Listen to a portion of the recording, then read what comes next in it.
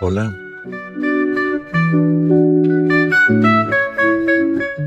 Buenas noches.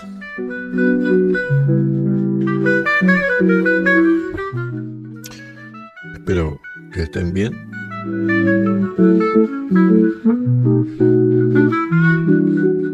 Esto es cosas que no sirven para nada. Recuerden de darme like. Eso me sirve mucho.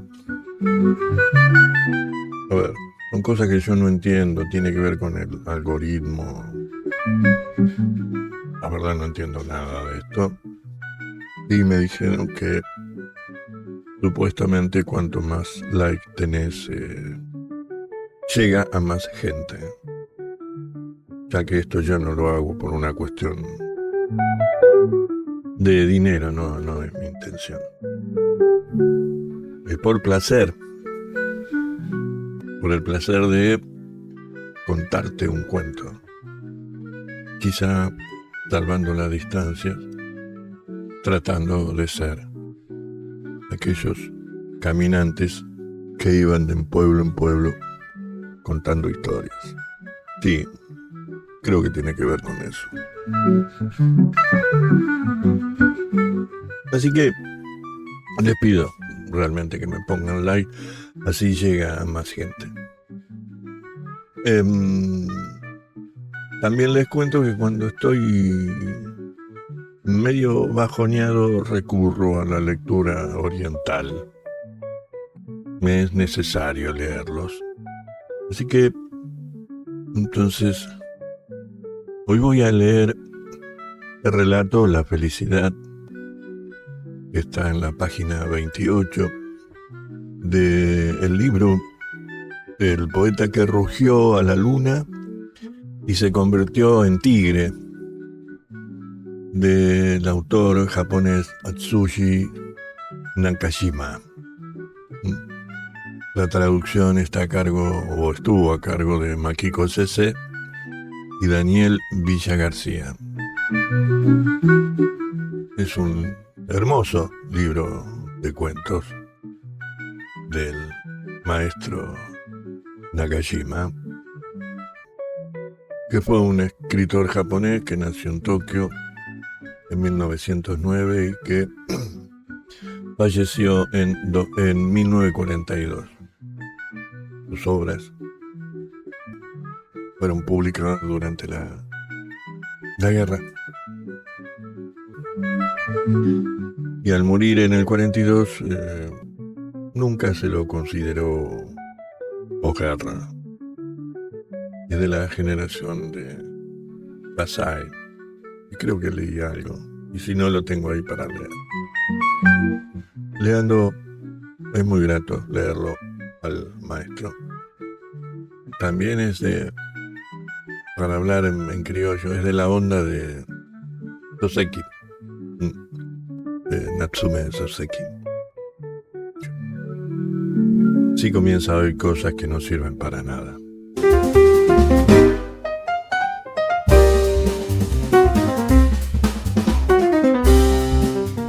Quien les habla, el señor Cosas. ¿Y de dónde? Desde el bar del Zurdo, en alguna esquina del barrio de Villa Crespo. El barrio de Villa Crespo, para quien no lo conozca, el barrio de Villa Crespo es como el barrio que ustedes aman, el barrio donde pertenecen, donde han decidido pertenecer. Y entonces, al menos es lo que hago yo. También invento historias y fantasías sobre este barrio. Yo nací en provincia de Buenos Aires, en el otro, mi barrio de Aedo, que también es el más mundial del mundo, Pero ahora, en este tiempo, el más mundial del mundo es el barrio de Villa Crespo. Respecto a esto que estoy diciendo, traigo a cuento una frase que una vez leí de mi prócer preferido, que es Manuel Belgrano, y es preferido por esta frase: ninguna cosa tiene su valor real ni efectivo en sí mismo, solo tiene el que nosotros le queremos dar, y este se liga precisamente a la necesidad que tenemos en ella, a los medios de satisfacer esta inclinación, a los deseos de lograrla y a su escasez y abundancia. ¿No es maravillosa? Es maravillosa. No me cabe la menor duda a mí. Ninguna cosa tiene su valor real ni efectivo en sí misma. Solo tiene el que nosotros le queremos dar, y este se liga precisamente a la necesidad que tengamos en ella, a los medios de satisfacer esta inclinación, a los deseos de lograrla y a su escasez y abundancia.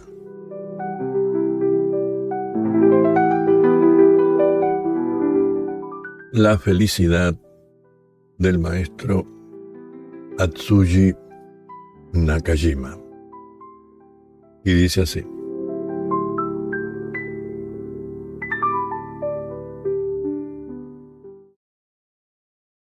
había una vez, en una isla, un hombre sumamente miserable. No se sabía cuántos años tendría, ya que no existía la extraña costumbre de contar la edad en aquel lugar. No obstante, no era muy joven. Su aspecto grotesco era objeto de burla, ya que no tenía el pelo demasiado rizado, ni la nariz completamente chata. Además tenía los labios finos y no se encontraba el brillo del ébano en su cara, lo cual no hacía sino acentuar su fealdad. Quizá este hombre era el más pobre de la isla.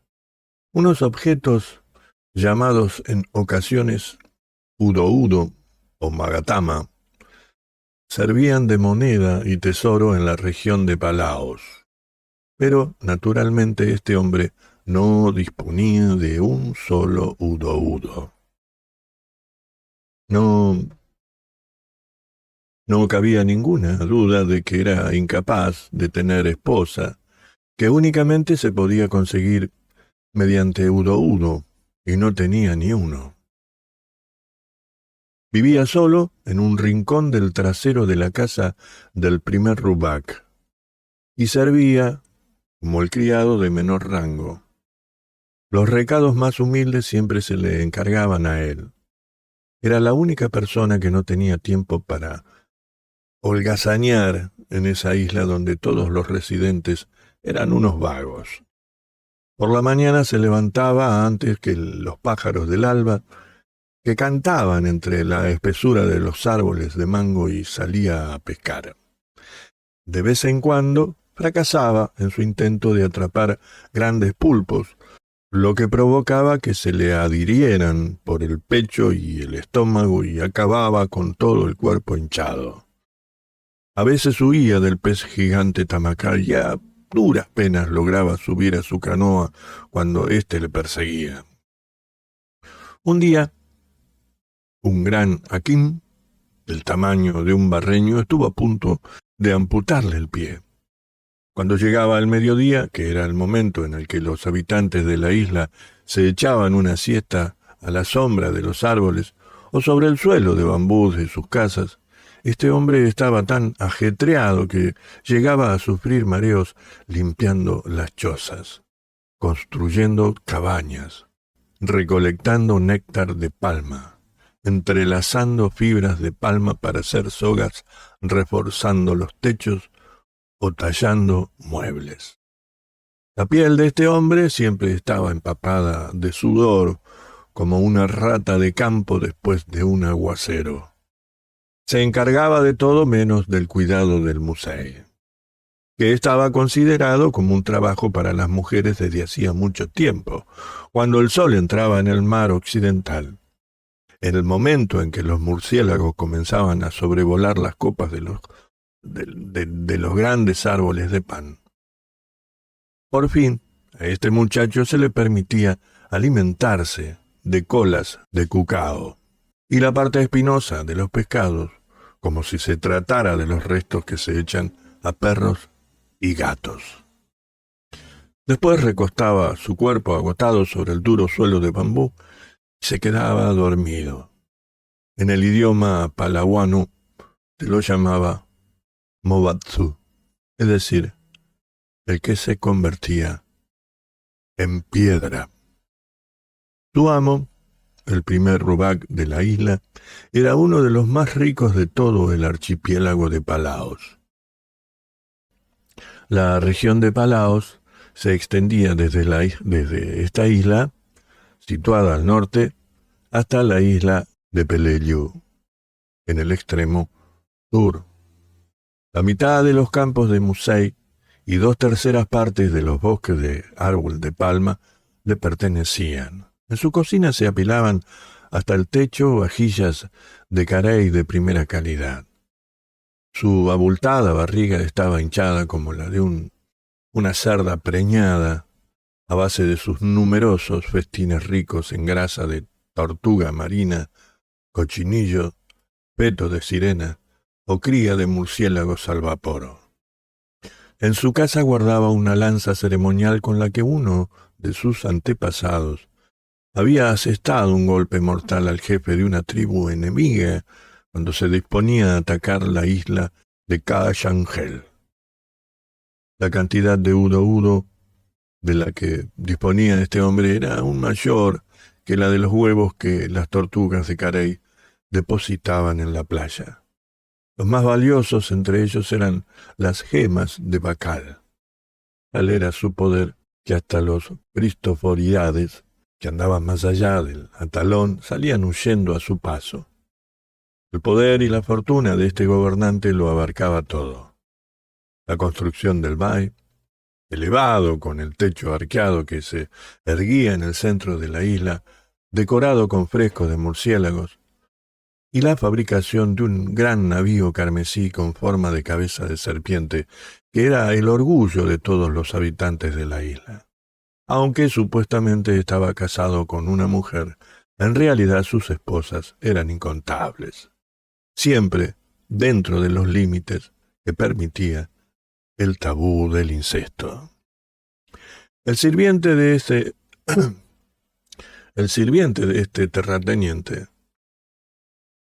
ese soltero miserable y lánguido, no tenía permiso para caminar de pie al pasar por delante su amo directo, el primer Rubak. Tampoco delante del segundo, tercero y cuarto, ya que pertenecía a la casta más baja. Debía arrastrarse ante ellos sin excepción. Cuando zarpaba en su canoa, si se acercaba el barco de un Rubak, este humilde siervo tenía que tirarse inmediatamente al agua. Saludar desde el barco era una falta de respeto intolerable. Como consecuencia de esta costumbre, un día sucedió algo. Cuando estaba a punto de lanzarse discretamente al agua, vio un tiburón. Uno de los guardas del Rubak, que había visto cómo este hombre vacilaba, le lanzó con enfado una vara y le hirió en el ojo izquierdo. Así que no tuvo más remedio que saltar al agua por donde nadaba el tiburón. Si el tiburón hubiera sido unos 3 yaku más grande, habría perdido algo más que los 3 dedos del pie que le comió el escualo. En la isla de Koror, situada a cierta distancia de esta isla hacia el sur y considerada el centro de la cultura, se había propagado una epidemia que, según decían, había sido transmitida por los pieles blancas como una invasión. Había dos tipos. El primero era una escandalosa enfermedad que impedía consumar el misterio sagrado otorgado por el cielo. En Coror, cuando un hombre contraía esta enfermedad, lo denominaban el mal del hombre. En el caso de las mujeres, la llamaban el mal de la mujer. El otro tipo no era fácil de diagnosticar, ya que comenzaba con síntomas muy sutiles. Empezaba con una tos ligera, el rostro se ponía pálido, el cuerpo sufría agotamiento y perdía peso. Finalmente fallecía sin apenas darse cuenta. Algunos esputaban sangre, pero otros no. Al parecer el hombre miserable protagonista de esta historia había contraído la segunda. Tosía secamente sin parar y se cansaba con rapidez. Aunque tomaba jugo de brotes machacados de amiaca o infusión de raíz de ogor, no servía de nada. Su amo se dio cuenta y vio muy apropiado que un criado miserable contrajera un mal miserable. Por consiguiente, aumentó las tareas de este criado. Sin embargo, este miserable ser era una persona muy sensata, así que no creía que su existencia fuera particularmente dura. Por muy cruel que fuera su amo, se sentía agradecido porque no le prohibían ver, oír, ni respirar. Por mucho trabajo que le encargaran, intentaba sentirse agradecido, ya que del cultivo del musei, una sagrada tarea encomendada a las mujeres, estaba excluido. Podría parecer una desgracia que hubiera perdido 3 dedos del pie al tirarse al mar cuando nadaba el tiburón. Aún así, daba las gracias por no haber perdido toda la pierna. Respecto al hecho de que había enfermado del mal del cansancio que provocaba la tos seca, tenía suerte de escapar al menos de la otra enfermedad. Había personas que habían contraído el mal del hombre, al mismo tiempo que el del cansancio. Era obvio que el hecho de que su cabello no estuviera rizado como las algas secas era un terrible defecto, pero conocía a gente que no tenía ni un pelo en su cabeza, como las colinas rojizas de Almagre. Era cierto que era muy vergonzoso el hecho de que su nariz estuviera chafada como una rana aplastada en los campos de plátano. Pero en la isla que estaba al lado vivían 2 hombres que habían perdido completamente la nariz debido al mal de la podredumbre. No obstante, a pesar de que sabía satisfacerse de esta manera, prefería una desgracia leve a otra más grave. Le resultaba más placentero echarse una siesta a la sombra de los árboles que servir duramente al sol de mediodía. A veces rezaba a los dioses. Que cualquiera de las 2 cosas sea un poco más leve, pensaba. La pena de la enfermedad o el sufrimiento del trabajo. Que me escuchen, si este ruego no es pedir demasiado. Era al dios del cangrejo de los cocoteros, Katatsutsu, y al dios de la lombriz, Urasu, a quienes lanzaba sus súplicas, entregando como ofrenda en sus capillas una patata de taro. Decían que estos 2 eran los dioses malignos más poderosos. Entre los dioses de Palaos, las divinidades benignas apenas recibían ofrendas. Era por todos conocido que, aunque no fuera objeto de adoración, estos dioses no lanzarían ninguna maldición.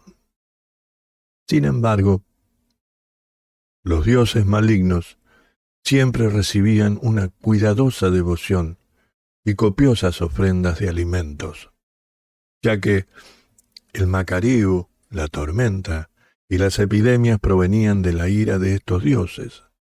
Ahora bien, los dioses malignos, como el cangrejo de los cocoteros y la lombriz, siendo los 2 más poderosos, habrían escuchado la plegaria de este hombre miserable. La noche siguiente este muchacho tuvo un extraño sueño. En ese sueño el pobre criado se convertía inesperadamente en el Rubac. Estaba sentado en el sitio destinado al cabeza de familia, el centro del edificio principal. La gente escuchaba atentamente sus palabras, como si temieran que pudiesen molestar. Su señor tenía una esposa, había también muchas criadas ocupadas en preparar su comida. Encima de la mesa que estaba delante de él habían servido una montaña de cochinillos, cangrejo hervido en rojo de manglar y huevos de tortuga verde. El hombre se asombró por esta situación tan inesperada. Aunque estuviera soñando, dudó si se trataba de un sueño. No podía dejar de sentirse inquieto. Al día siguiente, al despertarse por la mañana, se encontraba todavía acostado en un rinconcito de su trastero habitual, con el techo roto y las columnas torcidas. Se quedó dormido sin despertarse con el canto de los pájaros mañaneros, por lo que otro de los sirvientes de la casa le propinó una paliza. A la noche siguiente, se transformó nuevamente en el Rubac durante su sueño. Esta vez no se quedó tan perplejo como la noche anterior. Las órdenes que dictaban a sus sirvientes sonaban más arrogantes que las del sueño de la noche anterior. En la mesa habían servido de nuevo deliciosos platos. Su esposa era una hermosa mujer de impecable robustez. Le gustaba mucho el frescor que emanaba la nueva estera tejida con liana de árbol de pulpo. Sin embargo, cuando llegó la mañana se despertó de nuevo en su mugrienta cabaña. Se entregó a sus duras labores durante todo el día y recibió como sustento su ración habitual, colas de cucao y la espina del pescado. Durante la tercera, cuarta y todas las noches sucesivas, el pobre sirviente se transformaba en el Rubac. Poco a poco iba convirtiéndose en todo un Rubac. Aunque se le presentaran lujosas viandas, ya no se lanzaba a devorarlas, como había sucedido en los primeros sueños. Ya había tenido repetidas trifulcas con su esposa. Había pasado bastante tiempo desde que se había percatado de que podía mantener relaciones con otras mujeres, aparte de su esposa. Ordenó construir un muelle para su barco, utilizando a la población de la isla con desdén. También era él quien oficiaba los ritos. Todos los habitantes se asombraban ante su magnificencia, como si fuese un héroe de la antigüedad que avanzaba hacia los dioses, guiados por un Colón. Entre sus sirvientes había uno que se asemejaba al primer Rubac, su amo durante el día. Este hombre le temía tanto que casi le hacía gracia. Tanto le divertía que llegó a encargar los trabajos más duros al criado que se parecían al primer Rubac. Le mandaba pescar y recolectar el néctar de palma. Una vez obligó a este sirviente a lanzarse desde su canoa al agua, donde nadaba un tiburón que se había cruzado con la trayectoria de su barco. Encontraba una enorme satisfacción en la manera en la que ese pobre criado se ponía nervioso, se sentía perdido, se sentía asustado. Ni el tremendo trabajo del día a día, ni el trato cruel que recibía le hacían soltar una sola queja. Ya no era necesario darse a sí mismo las resabidas palabras de resignación, ya que al pensar en el deleite de la noche el tormento diario no contaba en absoluto. A pesar de terminar agotados tras sus labores, con una gran sonrisa se apresuraba a ir al dormitorio mugriento con sus columnas casi rotas para tener su delicioso sueño. Además, este hombre había empezado a engordar notablemente. Sería quizás por los exquisitos platos que comía en sus sueños. Tenía un buen semblante y la tos seca había desaparecido. Rejuveneció completamente y su actitud era mucho más vivaracha. Desde que este soltero miserable y feo empezara a tener tales sueños, su amo, el Rubak, adinerado, también empezó a tener sueños extraños. En ellos, el venerable primer Rubak se convertía en un sirviente miserable y pobre. Se encargaba de cualquier tipo de tarea, desde la pesca, la recogida del néctar de palma o la manufactura de las fibras de palma para fabricar cuerdas, hasta la recolección del fruto de pan o la construcción de canoas. Tenía tantos trabajos que un ciempié, con innumerables manos, apenas podría haberlos terminado. El amo que le mandaba esos recados era el hombre que actuaba durante el día como su sirviente de clase inferior. Además era tremendamente antipático y le pedía quehaceres imposibles, uno tras otro. Un pulpo grande se le enredó en el cuerpo, un aquín le pilló el pie y un tiburón se comió los dedos de su pie. Respecto a la comida solo recibía colas de verdura, de maíz y la parte espinosa del pescado. Tras las mañanas, todas las mañanas, cuando se despertaba encima de su lujosa estera en el centro de la casa principal, sentía todo su cuerpo agotado a causa del trabajo de la noche anterior y le dolían las articulaciones. Mientras tenía estos sueños iba perdiendo grasa y su barriga se deshinchó gradualmente. En realidad, cualquiera adelgazaría a base de colas de verdura, de raíz y la parte espinosa del pescado. El Rubak se iba debilitando miserablemente y empezaba a sufrir horribles accesos de tos seca mientras la luna crecía y menguaba 3 veces. Por fin el Rubak, iracundo, llamó a su sirviente, ya que había decidido castigar todo lo posible al abominable hombre que le maltrataba en sus sueños. Sin embargo, el sirviente que se presentó ante sus ojos no era aquel cobarde miserable. Antes estaba delgado y decaído. No paraba de toser y se ponía nervioso mientras le temblaba todo el cuerpo. No se sabía desde cuándo, pero tenía muy buen aspecto, estaba más relleno y parecía lleno de energía. Además se comportaba plenamente seguro de sí mismo. A pesar de que su lenguaje era educado, su actitud no era sumisa ante las órdenes de su amo. Solo con mirar su sonrisa serena, el Rubak se quedó abrumado por la superioridad de su sirviente. Incluso el terror que sentía en sus sueños contra su acosador revivió y se sintió amenazado. ¿Qué mundo era más real? ¿El de los sueños o el de la vigilia? Esta era la duda que se le pasó por la cabeza. Era inconcebible que un hombre raquítico y decaído como él soltara una reprimenda entre toses a otra persona tan imponente.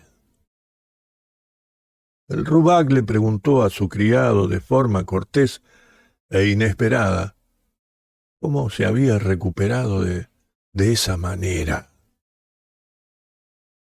El criado le contó detalladamente sus sueños, cómo se saciaba cada noche con deliciosos manjares, cómo gozaba de la agradable comodidad y atención de sus sirvientes, cómo saboreaba los placeres paradisíacos ofrecidos por tantas mujeres. Tras haber escuchado la historia del sirviente, quedó fuertemente sorprendido. ¿En qué se basa aquella sorprendente coincidencia entre los sueños del sirviente y los suyos? ¿Tanto podían llegar a influir los alimentos del mundo de los sueños en el cuerpo del mundo de la vigilia? Ya no cabía ninguna duda de que el mundo de los sueños nocturnos eran tan reales como el del despertar diario, si no más. El Rubac contó al criado cómo eran los sueños que tenía cada noche, tragándose su orgullo. ¿Cómo le podía obligar a realizar un trabajo tan intenso cada noche? ¿Cómo tenía que aguantar únicamente a base de colas de verdura de raíz y la parte espinosa del pescado? Al oírlo, el sirviente no se sorprendió en absoluto. Asentía con aire magnánimo mientras dibujaba una leve sonrisa que parecía indicar que aquella situación era naturalmente para él, como si estuviera oyendo algo que ya sabía con anterioridad. Su cara brillaba, fruto de una felicidad sublime, como si fuera un cambocú que duerme satisfecho dentro del barro de la playa durante la baja mar. Seguramente este hombre ya estaba convencido de que los sueños eran mucho más reales que el mundo de la vigilia. El desgraciado amo, opulento, miró rencorosamente el rostro de su sirviente, pobre y sabio.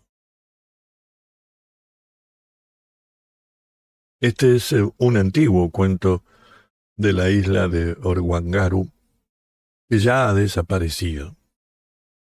De repente un día, de hace 80 años, la isla de Orwangaru se hundió junto con todos sus habitantes. Desde entonces, dicen que no se encuentra ni un solo hombre que sueñe con una felicidad como esta en todo Palaos.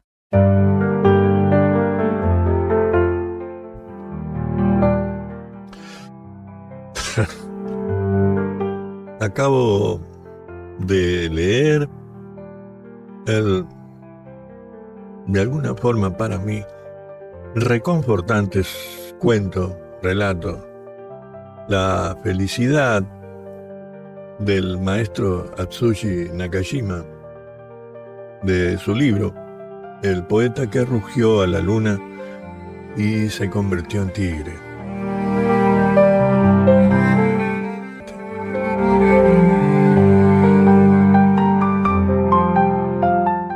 Esto fue cosas que no sirven para nada. Me fui.